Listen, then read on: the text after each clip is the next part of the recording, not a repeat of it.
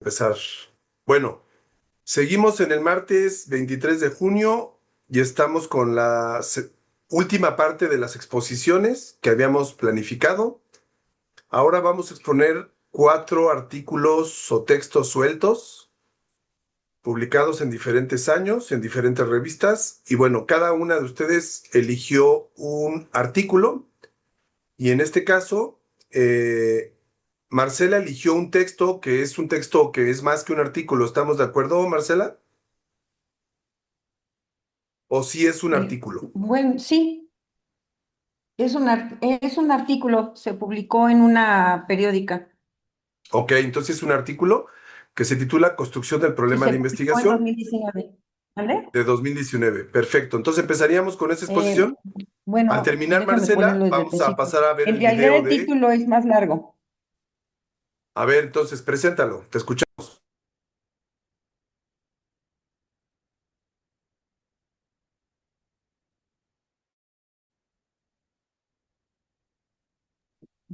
Ah, ya, no te oigo.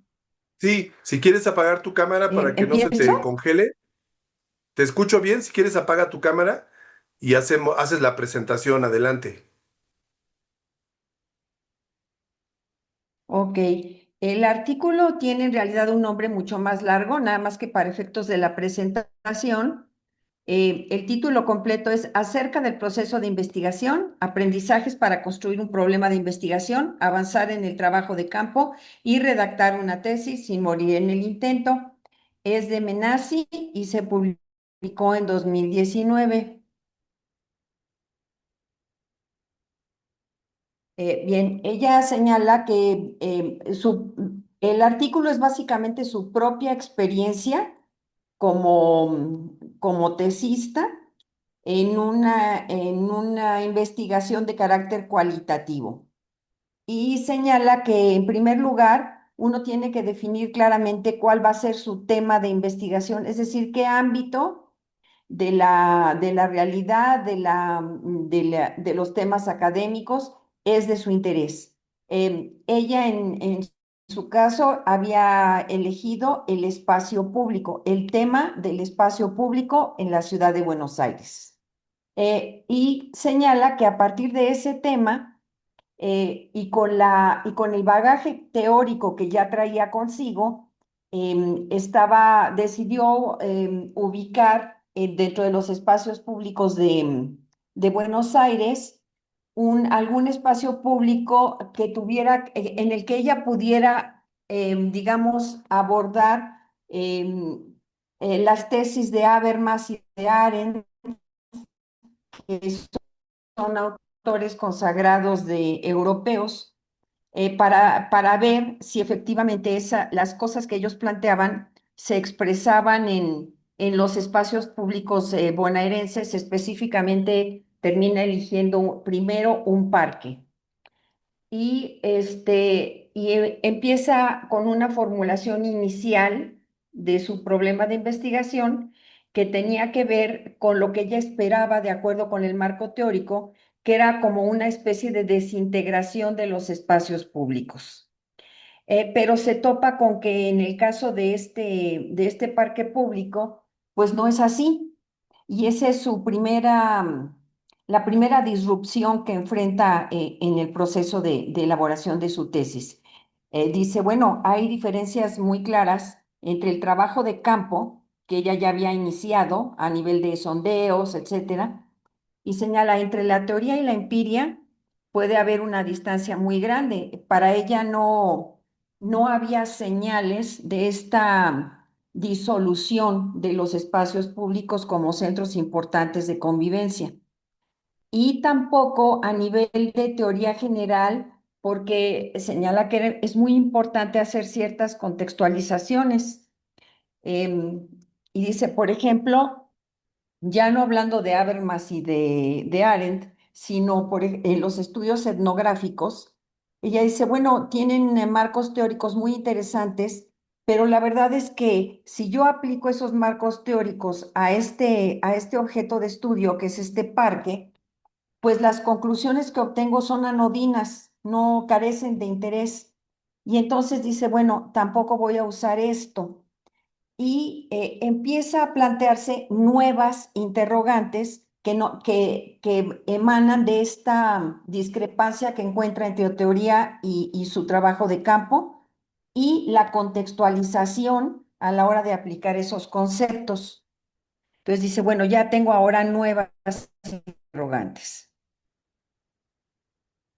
Em, ¿Qué pasa entonces? Que va a empezar a reformular varias veces su problema de investigación y ella hace mucho énfasis en que uno a lo largo del proceso de elaboración de su tesis va a tomar una serie de decisiones continuamente respecto a qué abordar y cómo abordarlo, entre otras cosas, y que es fundamental que esa serie de decisiones se tome de manera coherente.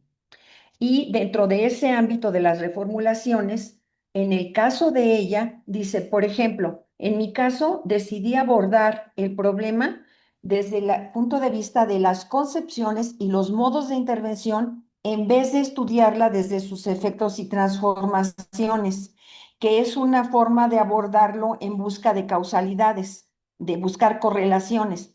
Es decir, además de que es una investigación cualitativa, pues por momentos es incluso así como que hasta fenomenológica, ¿no? Ella dice, hay que evitar un marco teórico ni experimental, ni positivista, ni nada de eso, porque un marco teórico experimental sí busca correlaciones. Desde luego, de hecho, es lo primero que busca. Entonces, bueno, este es en el caso de ella.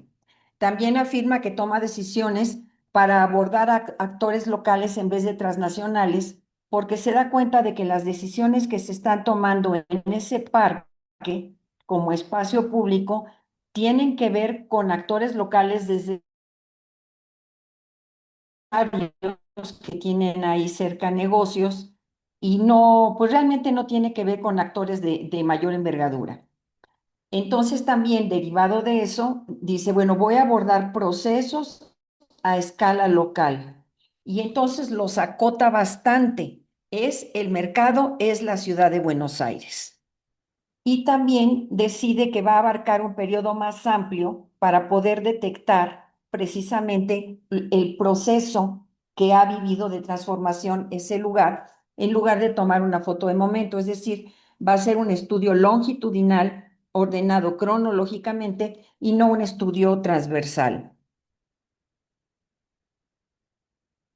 Ahora bien, ¿qué riesgos se encontró? Y dice que estos son riesgos que enfrentan en general pues la mayoría de los tesistas. En primer lugar, señala que se confunde con mucha frecuencia el problema de la investigación con el referente empírico. Ella va a terminar eligiendo no el parque, sino un mercado de ganado en pie, de ganado vivo, que está adjunto. Decide, en algún momento cambia hace su toma de decisiones y decide que es más interesante el mercado que el parque y dice, bueno, lo importante es que este mercado es un referente empírico, pero no es el problema de investigación. El tema de ella es espacio público en general, su referente empírico es el mercado y su problema de investigación es averiguar a qué se debe que en pleno siglo XXI un mercado de ganado en pie que además no puede procesarse porque está prohibida el sacrificio y la matanza de animales en esa parte de la ciudad, debe salir vivo nuevamente de la ciudad para ir a los mataderos. Entonces ese es su problema, averiguar qué está pasando con esa incongruencia. Otro problema, otro riesgo que hay para el tesista es atribuir al objeto características que se ajusten a la bibliografía y o viceversa, es decir, pretender encajar. Es decir, si ella hubiera insistido en utilizar la idea del deterioro del espacio público y la transformación en el sentido en que lo manejan Arendt o Habermas, pues nunca iba a encajar e iba a quedar una brecha entre el marco teórico y la realidad. O viceversa, dice, también puede hacerse al revés, decir, bueno, yo estoy viendo este cambio y entonces voy a ver de qué manera tuerzo el marco teórico para que ajuste a esta realidad que yo estoy percibiendo. Dice que en ambos casos, pues es un riesgo que corren los tesistas. Después dice que también hay que señalar que aplicar discusiones filosóficas o en general de un nivel de abstracción muy alto a situaciones empíricas concretas es un riesgo de que quede precisamente lo que se señalaba en el párrafo anterior si no se hacen las mediaciones correspondientes. Y nuevamente vuelve a citar estos autores, que más bien son incluso de carácter filosófico. Dice, y los aplico a la situación de de este mercado de ganado en pie en el corazón de la ciudad. Y si no hago mediaciones, si no empiezo a bajarlo de escala, pues me va a quedar una cosa muy rara y mala. Relacionado también con eso, dice que el tesista puede abusar de categorías demasiado amplias. Ella les llama grandilocuentes u omniexplicativas. Y pone ejemplos, globalización, neoliberalismo. Más adelante menciona el término de dualismo y dice que hay que tener mucho cuidado con eso, porque si bien son atractivos porque ayudan a simplificar procesos complejos, a sintetizar contextos, y a dar un marco general para abordar el objeto, el peligro es que obstaculicen la reflexión sobre el acontecimiento real y den lugar a lugares comunes derivados del marco teórico. Es decir, bueno, esto se explica porque Habermas dijo tal cosa, y en realidad nada tiene que ver una cosa con la otra. Entonces dice, aguas con estas categorías demasiado grandes. Y también tiene otra parte en la que dice, bueno, aparte de estos riesgos de los cuales hay que aprender, también hay otro tipo de aprendizajes. Y el primero es precisar el sentido que se va a dar en el trabajo a las categorías de otros conceptos. Es decir, definir todo muy claramente y decir, yo voy a entender por esta categoría esto y ninguna otra cosa, y también reorientar su búsqueda bibliográfica. Ella señala que en lugar de irse con estos grandes autores, a ella le resultaron mucho más útiles ciertos libros de historia y también documentos de análisis político, cuyo nivel de abstracción pues era mínimo. Más bien eran súper concretos, súper concretos, y eso fue lo que a ella le resultó mucho más útil que irse con con las grandes teorías. Y señala que también es importante evitar lo siguiente. Ella llama la retórica de la novedad. Es decir, si va uno a decir que hay algo diferente o nuevo, tiene que decir muy claramente en qué consiste y si afirma que hay una ruptura o cambio respecto al pasado, explicar cuál es y sustentarla con evidencia. Otro es un poco a la inversa de la retórica de la novedad, es lo que ella llama la mirada nostálgica, que es ahora sí que gratuitamente hablar de cambios.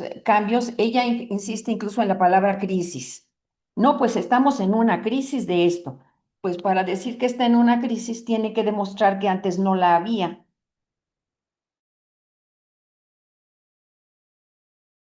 Un contexto histórico que diga cómo fue que devino en crisis porque antes no había crisis. O si se ha dualizado un cierto grupo social, una cierta comunidad, que más o menos entiendo que es algo así como polarizado, tiene que demostrar que antes no estaba dualizada o polarizada, porque si no, no puede decir que hay una crisis de dualización o una crisis de tal o cual cosa.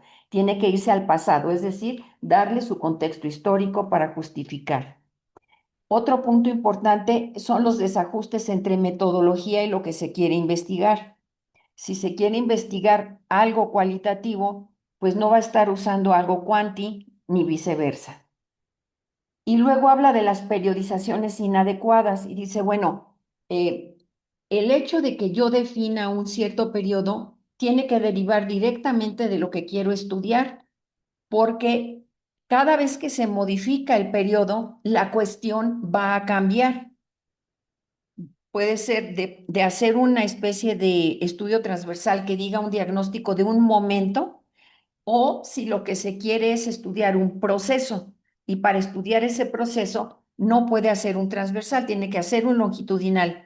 Y además, mientras más largo sea, la cuestión va a ser diferente. porque hay cosas que pueden parecer procesos completos que si se va uno a periodos más largos, resulta que son parte de un proceso de mucha mayor envergadura, no procesos completos y cerrados como se percibiría en un periodo muy corto de tiempo. Entonces dice que hay que tener mucho cuidado con eso. Em, También, bueno, obviamente, esto ya lo había dicho. En cuanto a esto otro, ella tiene un apartado bastante grande, como es Quali, le da mucha importancia a las entrevistas y básicamente ella insiste en la centralidad, lo que ella llama la centralidad de la propia presentación como una estrategia para obtener información.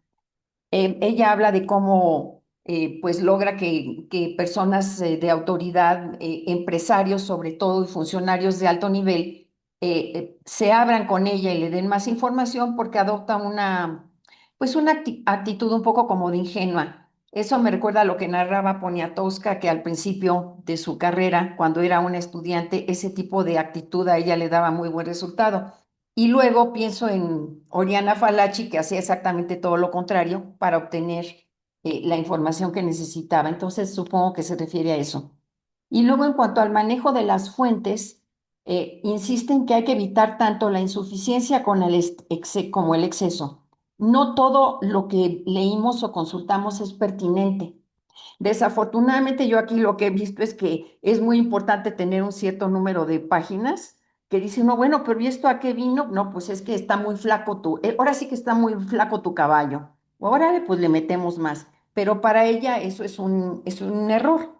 Luego están los criterios de organización y dice, bueno, depende de cuál es tu argumento central.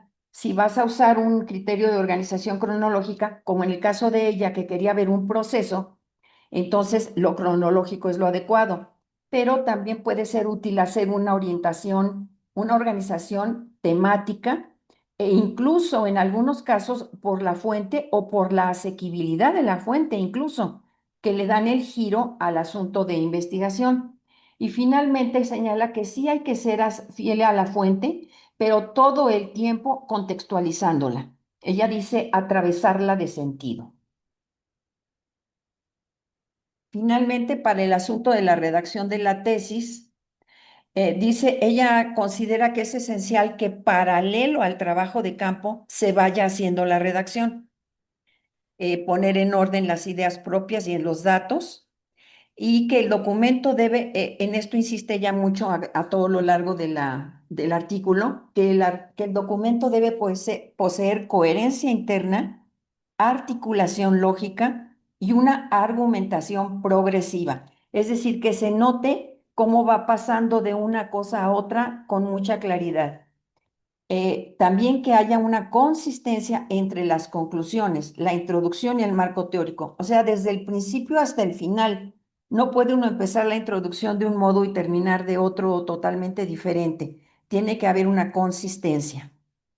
Luego, tomar en cuenta al público al que se dirige el trabajo y también tener en cuenta diversos campos disciplinarios, ya que para ella la tesis es básicamente un ejercicio de comunicación. Ahí cita a Eco, por ejemplo. Dice, hay que convencer a alguien con la tesis. La longitud debe ser la necesaria, sin saturación de información que no se necesita para sostener la línea argumentativa. Y en todo caso, pues si no hay más remedio, usar anexos para que no estén estorbando a la línea argumentativa a lo largo del documento principal. Y como una recapitulación, ella insiste que hay un proceso, la tesis es un proceso que implica una serie de toma de decisiones y que uno no debe perder de vista que esas decisiones sigan siendo coherentes. No tomar una decisión a la hora del marco teórico y dar un brincote a la hora de la metodología. La construcción del problema de investigación, dice, es un proceso muy laborioso que requiere un diálogo constante entre las conceptualizaciones teóricas y los avances empíricos. Y cierra con eso.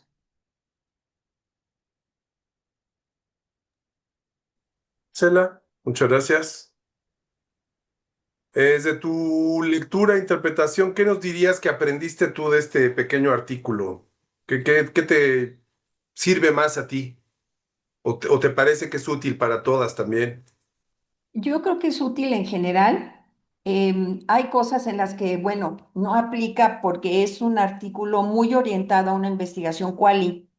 En el Sí, caso de lo cuanti, sí es muy importante una coherencia del marco teórico porque de ahí deriva un planteamiento de hipótesis y una visión de realidad. Es decir, si yo no empiezo por reconocer que en la psicología cognitiva las etapas de desarrollo y las operaciones formales tienen para mí sentido y tienen que reflejarse, pues mejor ni empiezo, ni empiezo, porque no funciona así. Pero fuera de eso, toda la parte que habla de la coherencia, toda la parte que habla de pues sobre todo al principio, cuando define uno el problema, el referente empírico y demás, eso es muy aclarador. Dice uno, bueno, exactamente estoy haciéndome bolas con qué, con mi referente empírico, con mi tema, con el problema de tesis. No, son tres cosas totalmente diferentes. Eso para mí fue muy importante y me ayudó a aclarar algunas cosas. Lo demás sí me cuesta más trabajo porque no soy quali y ella sí es muy quali en ese sentido. Sin embargo, yo encuentro muy razonable que ella diga, bueno, pues si no te sirve la teoría y te sirven más documentos de análisis político y demás, cuyo nivel de abstracción verdaderamente está hasta bajito, pero sí te convienen, pues úsalos y y bueno, pues cierta problemática que yo estoy realmente viviendo, porque pues hay mucho documento que yo siento que pues no, pero los lectores me dicen que está así, que sigue estando muy flaco el marco teórico, y digo, bueno, pues ahora sí que lo vamos vemos a gordo, revisarlo. Vamos a pero revisar y lo vamos checando. No te preocupes. pero en general me pareció muy interesante. Me han parecido interesantes los tres que me han tocado, me han parecido muy interesantes. Muy bien, gracias Marcela. Bueno, vamos a terminar viendo el material que nos envió por WhatsApp desde Málaga esta Laura Marlene. Si no se escucha, me escribes por el chat de Zoom. Marcela, porfas. Yo espero que sí. Hola, hola, ¿qué tal clase? ¿Cómo están? Mi nombre es Laura Marlene Cortés González y en esta ocasión les vengo a exponer un artículo que me tocó leer para ayudarnos a redactar de una manera más eficiente nuestro trabajo de tesis. Les voy a comentar en grosso modo de qué trata este artículo titulado Cómo escribir y argumentar en tiempos de inteligencia artificial hacia una metodología de redacción tesística, por Luis José Lugo Sánchez. El debate y la conclusión de este artículo nos a cómo escribir una tesis en tiempos de inteligencia artificial. Bueno, lo que el autor quiere con este texto es darnos una propuesta innovadora de una metodología que nos permite a nosotros redactar con facilidad una tesis académica. Y el enfoque principal combina la manera estructural y reflexiva de hacer una tesis con la citación correcta, con los argumentos correctos y sólidos, y también incorpora pues el uso de ético y responsable de la inteligencia artificial hoy en día. Él más que nada ve a la inteligencia artificial como un asistente que ayuda en el proceso de la escritura, sin que precisamente reemplace el pensamiento crítico de nosotros como estudiantes. Bueno, aquí el autor expone que este proyecto lo ha llevado también la Universidad Iberoamericana y que en sus observaciones pues él ha visto que muchos estudiantes se enfrentan a múltiples obstáculos, ¿no? Entre ellos problemas de organización para redactar una tesis, vacíos epistemológicos, miedos a tener una hoja en blanco, bloqueos creativos. También está la parte del perfeccionismo que va como muy asociado al yo ideal, ¿no? Y factores psicoemocionales como la frustración o el sentimiento de soledad, ¿no? Ya que es un proyecto al cual nos enfrentamos completamente de forma independiente. Además, hay riesgo de plagio y una excesiva dependencia de la inteligencia artificial por la falta de alfabetización metodológica. Lo que este autor propone es una metodología o el método 5.0 TESI-CAFE, que está basado en la experiencia del acompañamiento universitario. Este método propone un abordaje integral que incluye la contención psicológica, de escucha activa, herramientas multimedias y metodologías didácticas. Bueno, bajo este esquema se define la redacción tesística, que es como un metalenguaje o un espacio de diálogo entre los tesistas y los autores que consultan. Esta metodología propone que cada apartado de la tesis mantenga una coherencia estructural estricta a través de apartados específicos o pasos específicos. Es que tenga una introducción, un argumento propio, citas directas, citas indirectas o paráfrasis. También que haya una reflexión profunda del investigador en las conclusiones y asimismo enfatizan las necesidades para construir párrafos claros, es decir, sujeto más verbo más predicado, y sustituir adjetivos o juicios de valor por argumentos sustentados. Sobre los conectores tesísticos, pues bien, Luis José distingue dos tipos de conectores fundamentales para dar continuidad a un texto: los de forma y los de fondo. Los de forma son aquellas palabras que enlazan o ordenan sintáctica y gramaticalmente las oraciones o párrafos. Ejemplos de ellos es una adición, una causa, una consecuencia o un contraste. Y los de fondo son vinculaciones conceptuales que articulan el trasfondo de la idea y reflejan la postura ontológica, epistemológica y reflexiva del investigador. Pues bien, ahora abordaremos un poco sobre la idea principal de este artículo, que es la integración ética de la inteligencia artificial. Si leen muy determinadamente la lectura, el estudio define que la inteligencia artificial como ChatGPT, Cloud o Perplexity son inteligencias que deben ser un intermediario, es decir, como un asistente y no realmente quien controle el proceso de realizar la tesis.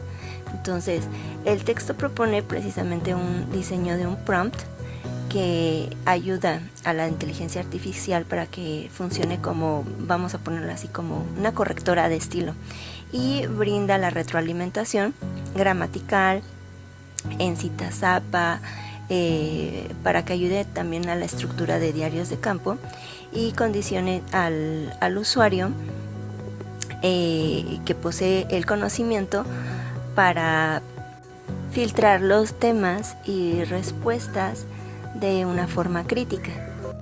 Y bueno, las conclusiones que he tenido sobre este ejercicio que ha realizado es que la práctica de esta guía a través de diversos talleres que él ofrece ha demostrado que los resultados son positivos y han ayudado a estudiantes a superar el bloqueo de la hoja en blanco, de mejorar la calidad argumentativa de los trabajos y también aumentar el índice de titulaciones de una manera responsable y ética.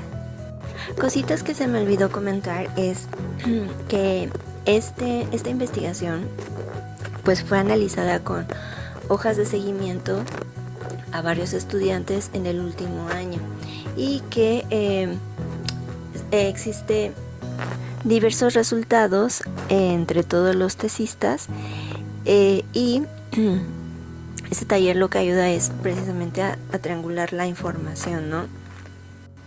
Ha ayudado a tesistas de más de 10 países provenientes de diversas universidades, entre ellas la Universidad Iberoamericana, de 15 distintas disciplinas.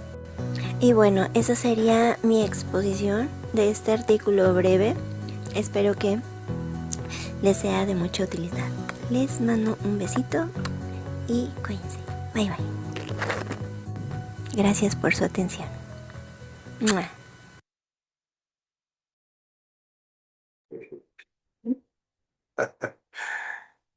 Los videos de Laura Marlene tienen su toque, ¿verdad? Es un encanto. Bueno, pues qué bueno que lo pudimos proyectar, ya se grabó. Les voy a pasar la liga a tus compañeras que no pudieron estar. Y, mira, ya se conectó Diana. Hola Diana, Ay, qué estrés, voy llegando, perdón. no te preocupes, sabemos que hay mucho tráfico para allá, para el sur. Le decía yo a Marcela que grabamos las dos presentaciones. Entonces les voy a mandar por acá la liga de Zoom para que las vean con calma de aquí a la próxima semana. Y el próximo martes aprovechamos para que tú nos platiques de tu lectura, ¿no, Diana? Y Sí, también sí, Fátima. ok. Y tienen de aquí al fin de semana, pues para subir sus avances, el avance prometido en un solo archivo. Ya yo con Marcela ya vi su caso. Esperaría tu avance, el de Laura Marlene y el de Fátima, lo que puedan subir de aquí al sábado o domingo. Yo te lo puedo mandar por correo ¿Sí, porque no claro? tengo Brightspace. Ah, claro, obviamente. Sí, sí, sí, por favor, por correo. Ok, vale. ¿Sale? Sí. Bueno, pues gracias por conectarte. Pues buenas noches, Marcela, gracias. Bye. Buenas Nos vemos el noches. próximo martes. Bye. Cuídense. Bye.